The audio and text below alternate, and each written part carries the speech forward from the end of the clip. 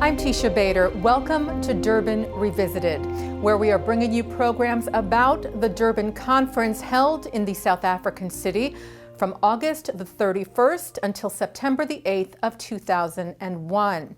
This was a United Nations conference dedicated to combating racism, but Jewish attendees to the conference were shocked to find instead a forum for blatant anti-Semitism. My guests today were both at Durban 2001 as well as subsequent conferences. Richard Heideman and his wife Phyllis Heideman. Richard Heideman is honorary president of B'nai B'rith International and past president of the American Zionist Movement. His law firm serves as lead counsel representing American victims of terrorism. He was the head of the Jewish caucus at Durban 2001. Phyllis Heideman is president of the International March of the Living. She was also a presidential appointee to the U.S. Holocaust Memorial Council and is a trustee of the B'nai B'rith World Center in Jerusalem. Phyllis served as an NGO delegate to Durban 2001. Richard and Phyllis, thank you so much for joining us on JBS. Thank you for inviting both of us. We speak about the Durban conference, we report on it, but the two of you were actually there. So I really want to start by asking what the experience was like for each of you when you first got to the Durban conference at the end of August of 2001. We'll start with you, Richard. What was the first thing you saw, you felt? Take us back if you can.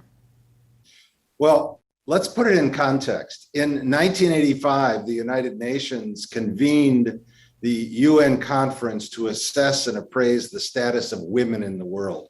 Phyllis was a B'nai B'rith International delegate, and I accompanied her to the Nairobi conference. We found there a terrible anti-Semitic attitude, environment on the grounds of the United Nations. We had been prepared, we thought, by the State Department, by B'nai B'rith as the leading Jewish organization at the United Nations. We had been prepared for the Nairobi conference, but the hijacking of that conference as an anti-Semitic, anti-Zionist, anti-Israel, hate-filled conference astounded us. And when we came home from Nairobi, we spoke at B'nai B'rith, the venues around the world. We relived Nairobi, and we thought it could never happen again. Fast forward to the Durban conference. As you already said, B'nai B'rith convened with delegates from around the world, along with other Jewish organizations. And we arrived in Durban to find a worse hate fest. We found signs that made it clear that Israelis are murderers, signs that made it clear death to the Zionists, signs and photographs that made it clear that Jews take blood from non-Jews during Passover. In every aspect, the grounds of the United Nations Forum, the NGO Forum, was full of hate. And it was hate pointed toward us. We were not invisible. It was clear that we, B'nai B'rith International and the other Jewish organizations, we were there as Jews. We were there as Zionists. We were there as Israelis. And in the minds of those who hate, we were all lumped together. And on the grounds of that hate fest, the truth of the matter is, we had no idea that 9/11 was coming, but the seeds we found in Durban were so full of hate, and the rhetoric included new rhetoric that has proven to be the advancement of the Durban program, adopted in Durban, written in Durban, and envisioned as a diplomatic assault on the good name of Israel and the Jewish people. Phyllis, tell us what it was like for you. Do you remember the first thing you saw when you walked into the building, into the conference center? What are some of the memories that are coming back for you? I can tell you that they are not pleasant memories. We went to Durban. We left our homes. We left our families. We left our children. We went to Durban, to the end of the world, optimistic to make our case, to defend our rights, to coalesce with other people in the promotion of all the good that we believed in and took with us in our hearts and in our minds to this next conference. We were very surprised, very disheartened, and actually a little bit terrified to find that on the very grounds that we approached with our full-heartedness, we were not greeted with full-heartedness. We were met by protesters, by placards, by ugly rhetoric that shook us each to the core. From the first moment we arrived, we knew that we were in for another battle. And how did you respond to that? It sounds like you felt personally targeted, and I don't know if you ever felt physically threatened, or it was more of psychologically, emotionally being confronted by all this hate and rhetoric. How would you describe it? I would describe it that as an American, as a Jewish American, I think in the back of our minds, we anticipate we may have some pushback, we may have some negativity geared towards us as a community and even personally. In Nairobi, yes, I was physically assaulted. In Durban, I wasn't physically assaulted, but the damage was no less painful. The verbal abuse that we took on what we believe to be the grounds of the United Nations, whose job it is to protect and defend every nation state, every delegate that they send to these conferences, we found that even on a personal level, peoples of the world some of whom never met a Jew, some of them who were inexperienced in our causes, some of whom who knew Jewish people and professed that some of their friends were Jewish people, each had their own preconceived notion of what they perceived to be a mired and distorted vision for the future. They did not want to accept our belief in the future, our belief in our ability to help create a better future and to combat not just anti-Semitism, but all forms of tolerance and hatred, prejudice, all the evils that will destroy any society if the society allows it to happen. So here we were, just a few of us, compared to the myriads of other people on the other side of the aisle, so to speak. Here we were trying to purport goodness, peace, freedom, liberty, peaceful coexistence amongst all communities, in all venues on the planet. And here we were targeted with a finger pointed at us. You are bad. You are bad. You shouldn't even be here. Perhaps in the end of the day, you shouldn't even be allowed to live.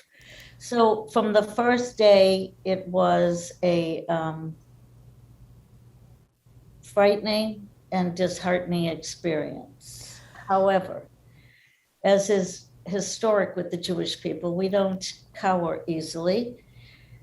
Those who thought they would thwart us, put us down, stop us, dismiss us, came to find out that all this negativity directed to us as a community, as a Jewish people, and as individuals, emboldened us and empowered us to fight even harder, to combat those evil forces, to state our case, and to defend the rights of the Jewish people everywhere, to live freely, to exercise our human rights, And even to the point when we were disheartened by people whom we thought we knew in other organizations outside the Jewish community,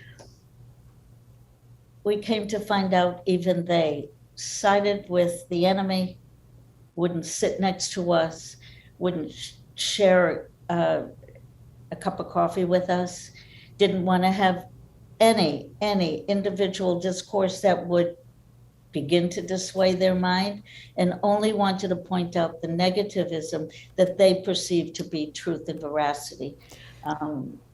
It was quite an experience. It was 20 years ago, and it still hurts today. Yeah, no, I feel that and I hear that, and you bring up so many points. I want to just go back to a few things.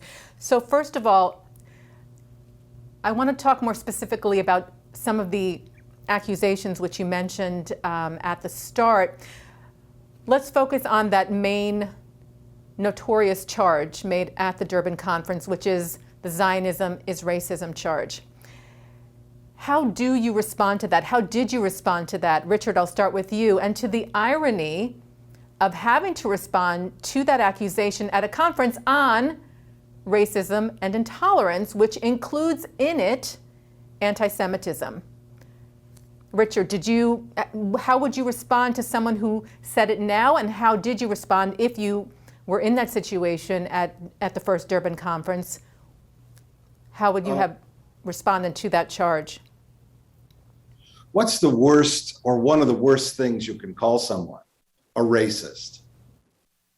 So at the United Nations in 1975, after Israel's independence in 1948, the War of Independence in 1949, the 1956 war, the 1967 war, the 1973 war, the Arab League and other governments at the United Nations turned from assaulting Israel on the battlefield to assaulting Israel and the Jewish people in the court of public opinion and utilizing the diplomatic war space. So in 1975, the United Nations adopted a formal resolution. Remember, every country in the world that sits at the United Nations has one vote, one country, one vote. I'm talking about the Security Council. I'm talking about the body of the family of nations. One country, one vote, and by an overwhelming majority, in 1975, the Zionism equals racism resolution was adopted. At the Nairobi conference, we worked to get the reference to Zionism equals racism out of the conference document. And only because Maureen Reagan, who was designated by President Reagan as the head of delegation for the United States, along with Ambassador Alan Keyes, they said, if these words do not come out of the 1985 UN conference, Nairobi conference outcome document, the United States will walk out of the conference. And they got a lot of support from various countries for that, and the words were taken out.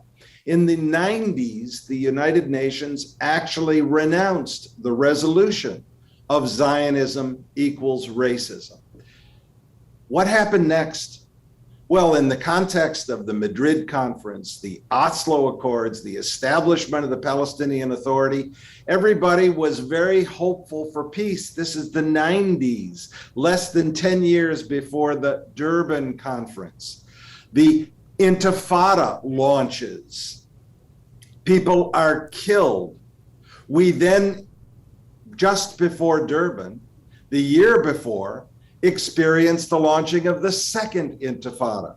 Suicide bombers all over Israel, attacks on buses, attacks on people in their homes, in their synagogues, at tables, at tables, and in restaurants.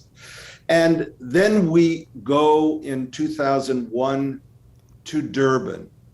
Now, Zionism equals racism had officially been abandoned, obliterated, shall we say, in words by the United Nations, but not indeed and not in concept. Because as Phyllis said, when we arrived, Zionism equals racism was rampant. And the goal of the people there who oppose Israel, led by the Arab League and other countries, was to brand at Durban Israel as an apartheid, racist, criminal state.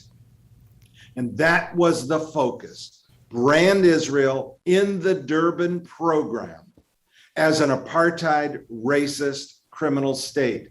I'm going to fast forward for just a moment. I'm going to move through 9/11, not to ignore it, but just to say to you that in 2003, barely 2 years later, the UN General Assembly, the same UN General Assembly that had adopted Zionism equals racism in 1975, in 2003, adopted a resolution referring to the International Court of Justice the question about the legal consequences of Israel's construction of the wall, which they called the apartheid wall, which is really 96% a fence designed to fence out the terrorists that were committing the suicide and bombings and other attacks during the Second Intifada, which was still raging. And that led to the International Court of Justice issuing an advisory opinion in 2004, again, branding Israel. Bottom line, in Durban, the whole new phase of the diplomatic warfare against Israel, the ugliness wasn't just a matter of planting seeds.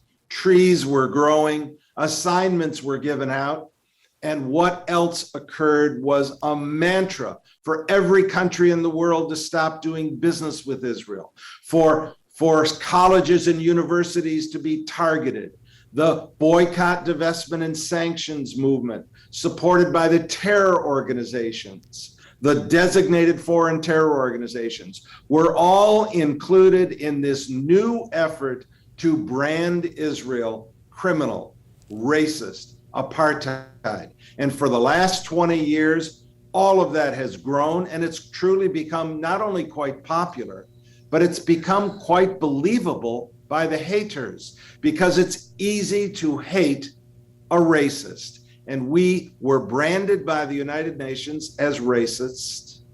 It continued in Nairobi, it continued in Durban, and it continues today. Richard, so interesting. And Phyllis, I want to get back to something else that you said, and Richard, you touched upon as well. Elie Wiesel, who was not at Durban 2001, but apparently who was invited and urged to attend, but he saw some of what the program was going to be, and he saw that anti-Semitism, even though he said is the oldest known form of racism, was not on the program. This is what he said. What is painful is not that the Palestinians and the Arabs voiced their hatred, but the fact that so few delegates had the courage to combat them. It is as if in a strange and frightening moment of collective catharsis, everyone removed their masks and revealed their true faces. And Phyllis, you were saying that people you knew, people you thought you knew, showed their true faces. And I can only imagine how distressing that must have been as well. I also want to mention something, because we're doing a number of programs on this topic. Two really interesting quotes that we heard from some of our other guests who were on the panel discussions on Durban Revisited. One was from the Deputy Mayor of Jerusalem, Fleur Hassan Nahum. She said that anti-Zionism is the woke and politically correct way to be anti-Semitic. And then George Deek, who is the first Israeli Arab ambassador for the State of Israel in Baku in Azerbaijan, he said, it's no longer politically correct to hate anyone, including Jews, of course, for their religion. So now people hate Jews because of their state. How do you respond to those two quotes? Do you feel like that's an accurate description of the change that you've been describing and talking about? I think that we have to accept some premises that perhaps that make us uncomfortable. I'm not sure, all these many years of my life, working in the fields to combat anti-Semitism, even before we understood those terminologies, but being involved in Jewish activities, in Jewish organizations for as long as I can remember, I think we have to understand, we have to appreciate that perhaps anti-Semitism qualifies as a mental disorder. It's a disease. When someone is so diseased, so poisoned, and so subscribed to something so far removed from truth, I'm not sure that we can convince those forces, those individuals who have embraced something about which in large measure, they're not even well educated, well versed. They don't understand themselves. So when I say that anti-Semitism is a disease, I believe that. I myself, one woman's opinion, although I can bring you many other friends who subscribe to that with me, it's difficult to persuade them otherwise. I can tell you that I remember being with 3 or 4 other women at this conference, and they were espousing such hatred towards me as a person, as a human being, not my community, not my state, not my me, a person sitting at the same square long rectangle table with them. I remember taking it to a level that a mother can understand. I reached out my hand and I said, "Will you touch me?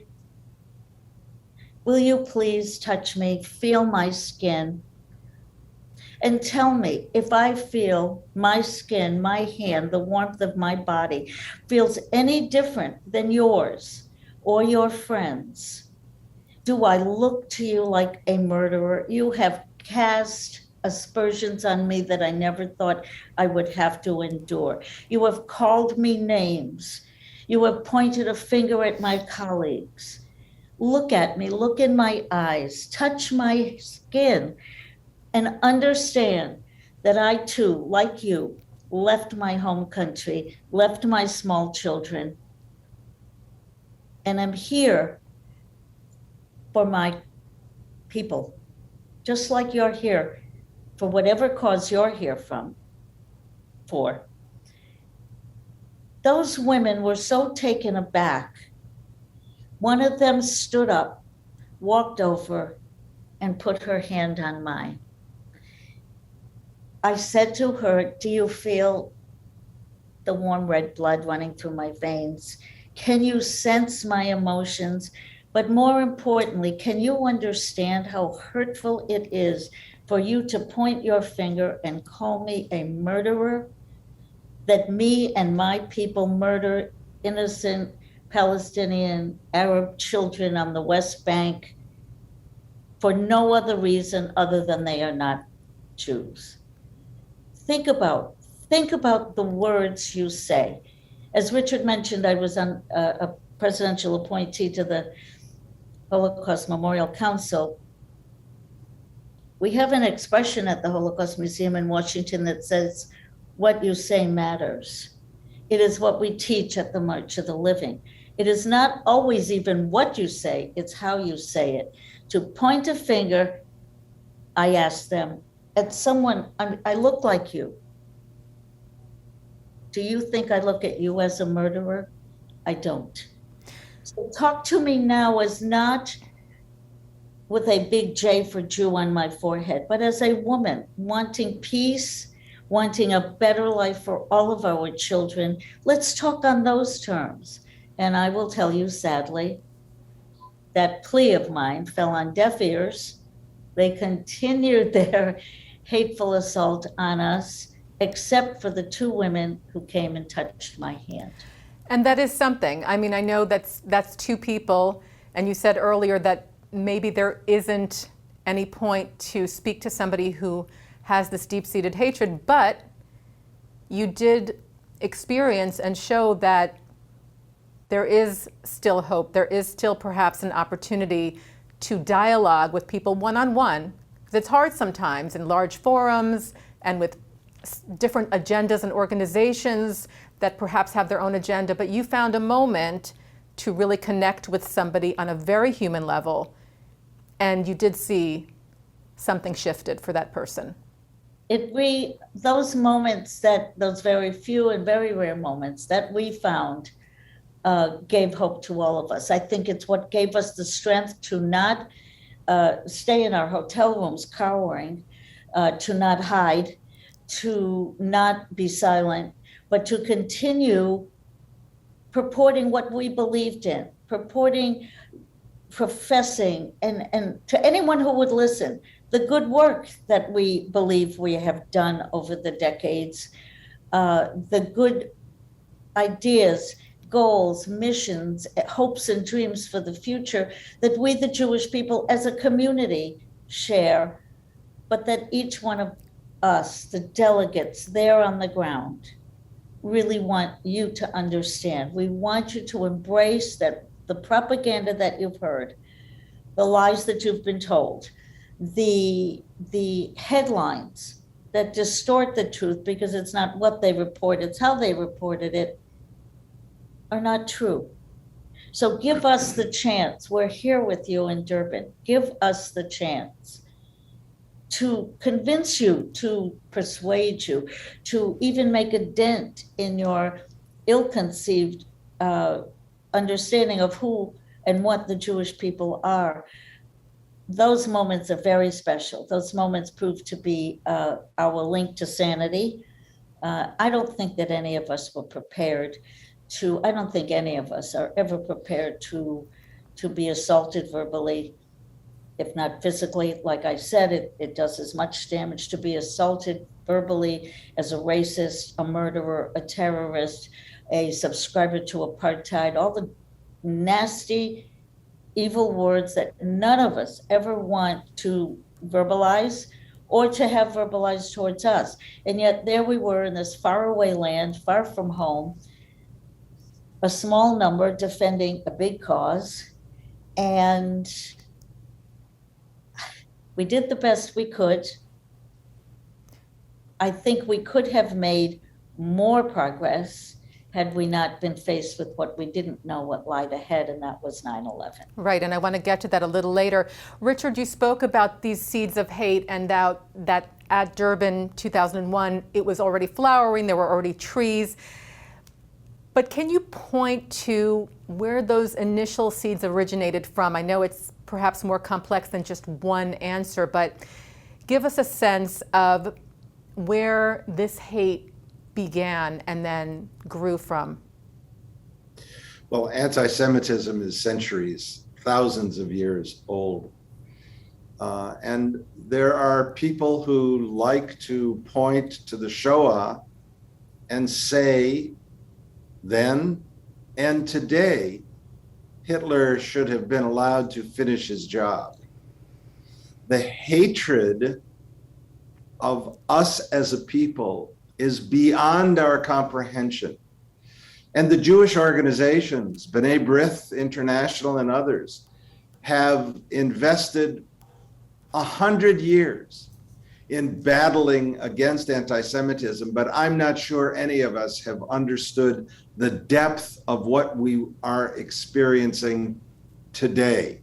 How is it, though, that it became so easy on the grounds of the United Nations for hate toward Israel and the Jewish people to become so acceptable?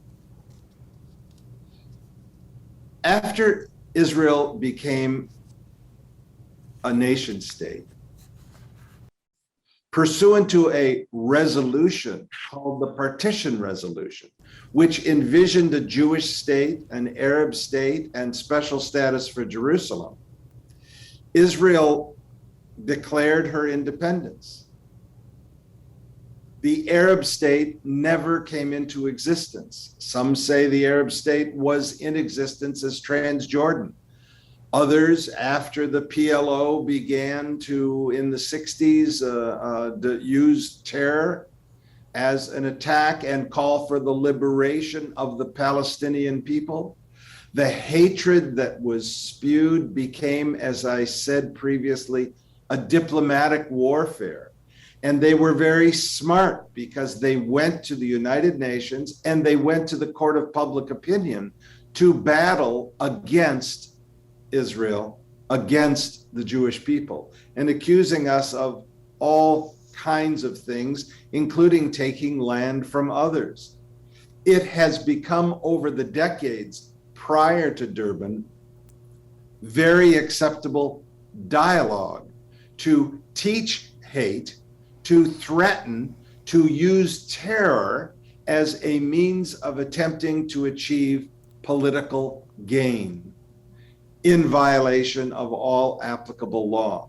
One should think that in the aftermath of the Shoah and the Nuremberg trials that were held and the punishment that was meted out and the concepts that were created of genocide and the UN's establishment of the Universal Declaration of Human Rights and various other treaties that countries adopted, one can believe that the United Nations is committed to equality for all countries. But the United Nations, I'm sorry to say, adopted special committees, special divisions, solely dedicated to the plight of the Arabs who became known as the Arab Palestinians.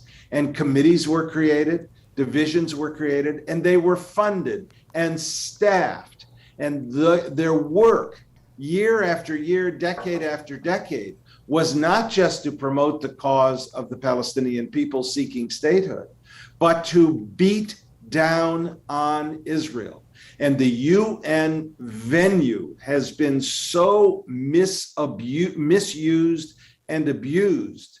And the Arab League itself, all of the countries, until the Abraham Accords with the break by the UAE and Bahrain, and except for Jordan and before that Egypt, who entered into agreements with Israel, not one Arab League country had relations with Israel.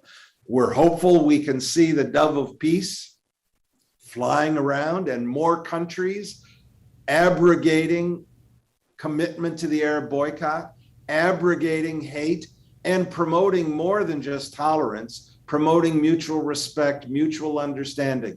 Let's remember that Israel has been responsible for Jerusalem and the holy places since 1967 and has assured freedom of access for people of all religions. And Israel and the Jewish people have contributed so much to the world. One should therefore assume we would be, if not applauded, at least recognized with a degree of respect. And some countries do that. But the hatred at the United Nations, fueled by the committees and the divisions funded to promote the Palestinian cause, and in doing so to defeat and destroy and demonize the good name of Israel, has continued rampant. So when you got to Durban, the platform was there. And when the Durban Review Conference was held in 2009 to commemorate Durban, and then in 2011 when there was a gathering at the 10 years after Durban, and now we have upcoming, by the way, Durban 4, funded by the United Nations with the goal of commemorating the accomplishments of the Durban Conference. What was the accomplishment? The adoption of the Durban Program that demonizes Israel, that demonizes Jews, demonizes Zionists, and makes it acceptable to blame Israel and the Jewish people for everything in the world. And with that attitude at the United Nations, it's only organizations like B'nai B'rith International, the March of the Living, the American Zionist Movement, and others that have been working individually with ambassadors to get their countries not to participate in Durban 4, as some didn't participate previously, to get their countries to vote differently.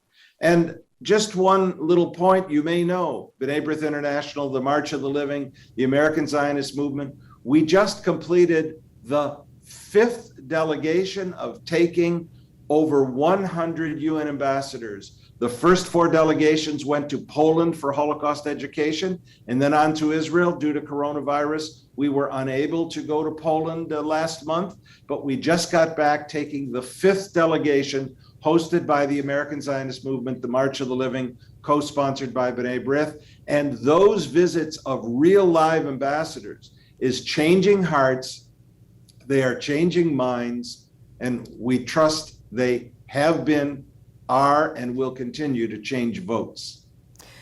And I want to talk a little bit more about how your professional lives, Phyllis, we can start with you, president of the March of the Living, which is an incredible, huge, well, you can talk more about what the March of the Living is and the impact that it has, but how, if at all, has what happened at the first Durban conference and the subsequent conferences impacted the work that you do? Oh, I think that the experiences that I personally had in both Nairobi and Durban have strengthened my commitment to continue the fight, continue the preservation of memory. The March of the Living is dedicated to be the torchbearer of memory for the 6 million of our ancestors who we lost during the Holocaust, and to honor and pay tribute to those survivors who are blessed and fortunate to have survived, and we are the beneficiaries of their wisdom, their guidance, their teaching, their very presence. So I think that, as I alluded to before, we could have been beaten in Durban. We certainly could have been beaten, silenced, put down, quit, taken my luggage, I'm going home, I've had enough of this. It's a no-win situation, and I'm quitting this fight. Quite to the contrary, it has become, as a ugly memory, it has become a driving force to do as much as humanly possible during my lifetime to pass that mission of memory and preservation of the future onto the next generation. It's what we do at the March of the Living. We use the lessons of the Holocaust to teach, to enlighten the next generation on the evils that can be combated if you don't remain silent. So while they tried to silence us in Durban, they did not succeed. We took that away with us as our reward for enduring what we endured, for the sleepless nights and the emotional stress that we were under. To take that as our drive, I guess is the word, our meaningful commitment to continue the battle, because if we don't, I fear for the future, which I may fear anyway for the next generation and the generation after that, and the path that I see that we're on even today, through all these conferences, through all the work of all the wonderful organizations who are driven to combat the evils that face societies, so that these societies around the world can flourish and can thrive and can bestow upon the next generation a better life, a more congenial life, a more peaceful coexistence among communities. If we weren't there fighting the fight, if we weren't there toiling in the fields and doing all we can do to bring others into the arena of freedom, justice, tolerance, and love that we want for ourselves and our children, imagine where we might be. So rather than quit, rather than say, I've had enough of this, I've been scarred by 2 conferences, physically and emotionally, I've had enough, it's a losing battle, turn the tables.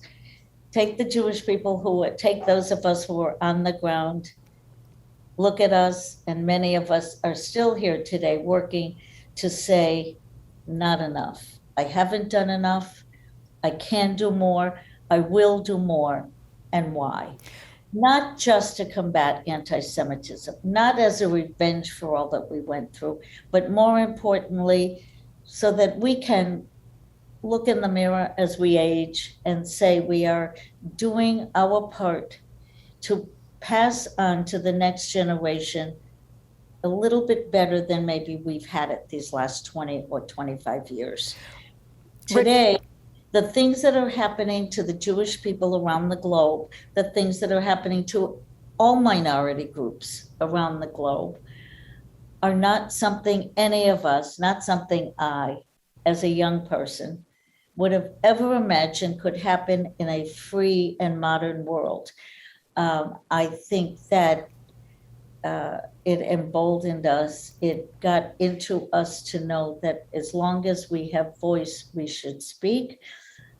We at the march say, as long as I can walk, I will march. As long as I have a mind, I will remember. And that is what we do. That is what we want to give to the next generation. We want them to see that one person can make a difference. Richard, how would you say, I'm sorry to interrupt you, Phyllis. That's okay. I just want to make sure we have a moment as we're running out of time. Richard, how would you say Durban and the subsequent conferences quickly have impacted you personally and professionally? Principle is crucial to maintain. And what we did in Durban is what we did in Nairobi.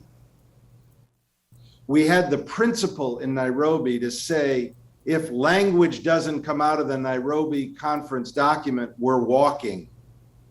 In Durban, we said, if language is included that maligns Zionism, maligns Israel and the Jewish people, and doesn't put down anti-Semitism, we're walking. So, as a matter of principle, with the US ambassador, with the Israeli ambassador, all the Jewish organizations convened, we voted, we agreed to walk out, and arm with Lord Janner from the United Kingdom, the Board of Jews of the UK, we walked out of the conference, all the Jewish organizations, as a matter of principle. We need to do more of that. We need to be principled against those who hate and express their hate toward Israel, toward Zionism, toward the Jewish people. And they hate us, as Phyllis said, just because we are Jews. They substitute it today as if it's hatred only toward Israel. You Jews are okay, but Israel isn't. Principle is expensive, and principle, however, is precious. And what we have done in the decades since Durban is follow the principle that Shah still doesn't work. Zero tolerance must be our mantra.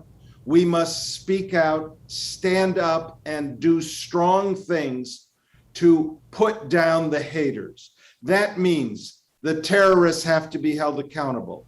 The terrorist states have to be held accountable. The anti-Semites have to be held accountable. Those who choose to murder and maim, those who choose to malign, they have to be called out in every single forum, venue, and way. What we have done in our law firm in the past 20 years since Durban is we have represented American victims of terror around the world in cases against Libya, Syria, the Islamic Republic of Iran, the PLO and the PA, banks that we accused of funding terror like the Arab Bank, which a jury found to be guilty of providing funding to Hamas, a designated foreign terror organization.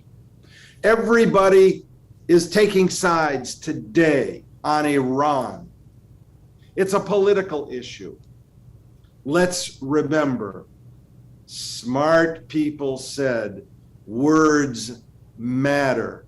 And when a country or an organization or an individual terrorist threatens your life, threatens your very existence, you better listen to them, because words do matter. They're taking guns and going into synagogues. They're pushing people out of elevators. They are doing everything they can to malign and to kill. And they have to be stopped. And one way to do it, of course, is in the courts. And another way to do it is, of course, with diplomacy. And another way to do it is in the court of public opinion. We, the Jewish people, need to again use the court of public opinion to, with pride, stand up with dignity for our rich contributions for thousands of years to philosophy, to Torah, to respect, to dignity, to human rights, and to no longer take the assaults and the demonization without fighting back. Fight back in the courtroom, fight back with words, fight back on TV and radio and in letters to the editors, and get out there and speak every which way, because our young people, sadly, they do not know what to do in their international relations classes. They don't know what to do when confronted on the college campuses. History will unfortunately repeat itself, and only we stand in the way of seeing to it that the hate of Durban is finally put down. Phyllis, we spoke a bit before this interview about the fact that the Durban 2001 conference happened just days before, as you mentioned earlier, the September 11th terror attacks on the United States, which understandably overshadowed what happened at Durban, so that when both of you came back, there wasn't the right space. There wasn't the right atmosphere to really address what happened.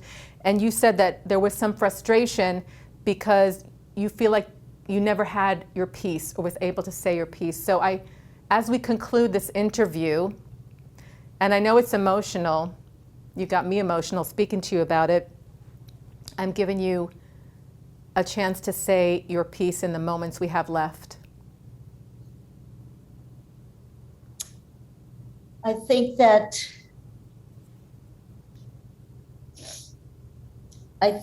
the events that happened on September 11th took the world by storm, shocked the world, shocked each of us. The morning before we heard the reports on television while we were in South Africa, we thought the worst thing that had happened to us was the assault we faced in Durban. And then we experienced, from very far from home, which in and of itself is an emotional trauma, to not be with your people, with your community, while a terrible event is happening.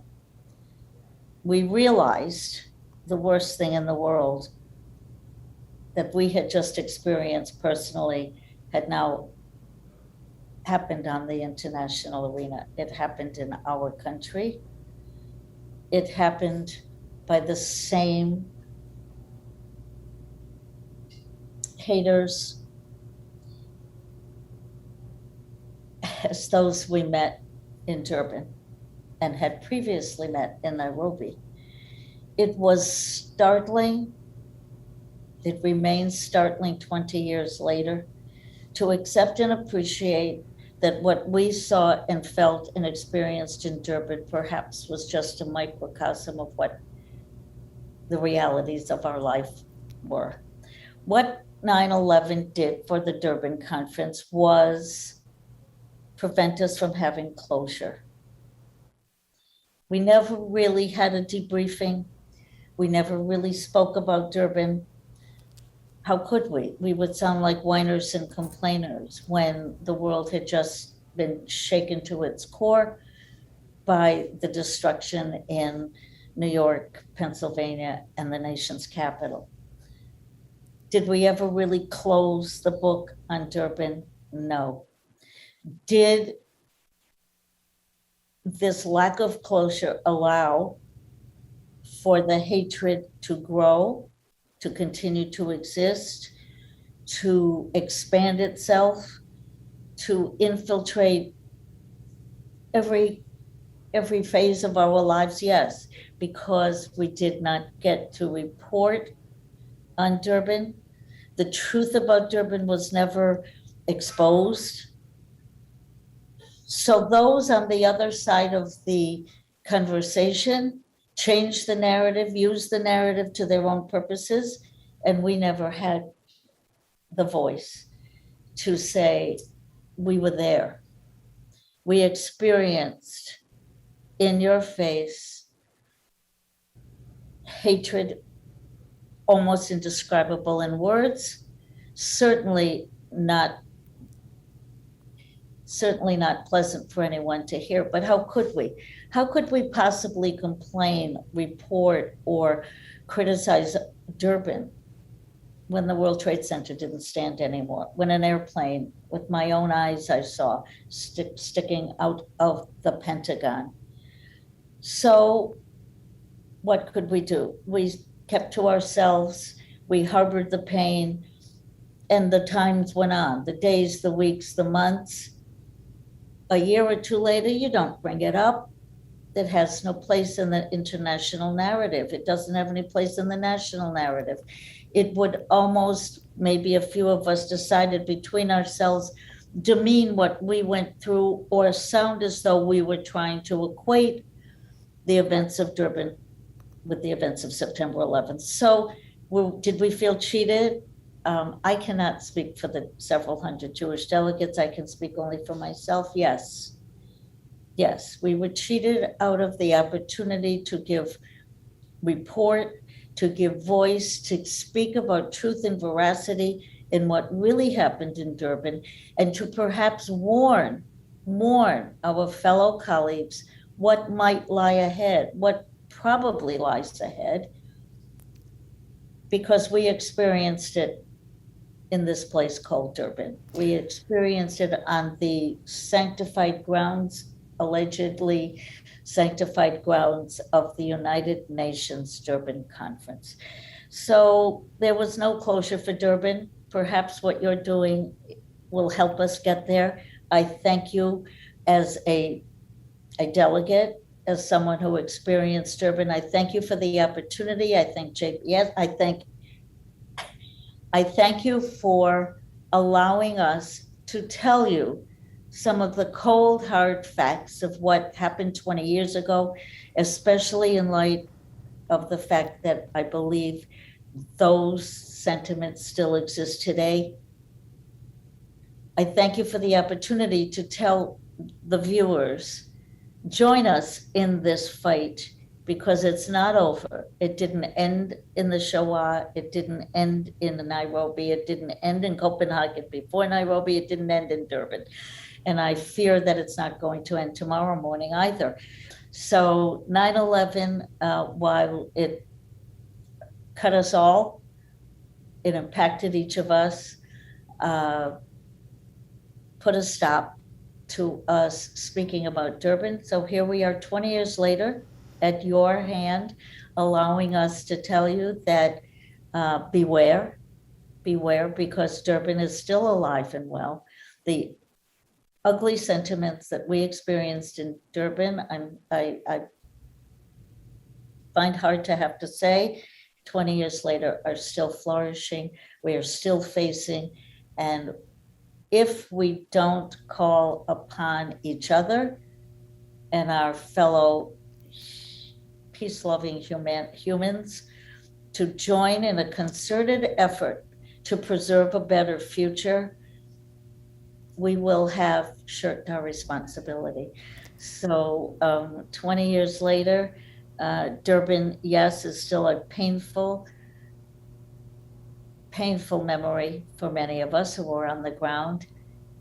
but it serves its purpose because it reinforces our understanding of what can, might, and actually does exist. So let us work in whatever capacity we can, be it professional, volunteer, college campus, businesses, organizations, academic institutions.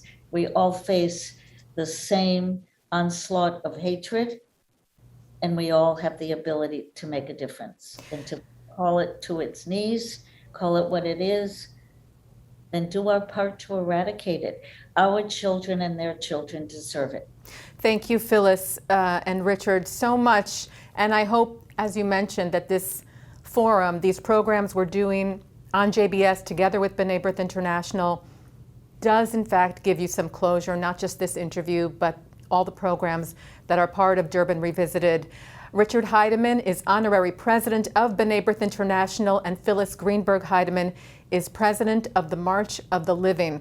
Richard and Phyllis, it truly has been a pleasure having you, hearing your very personal accounts of Durban 2001. Thank you for sharing that with us and for continuing the important work that you do on a daily basis. Thank you. Thank you. Thank you.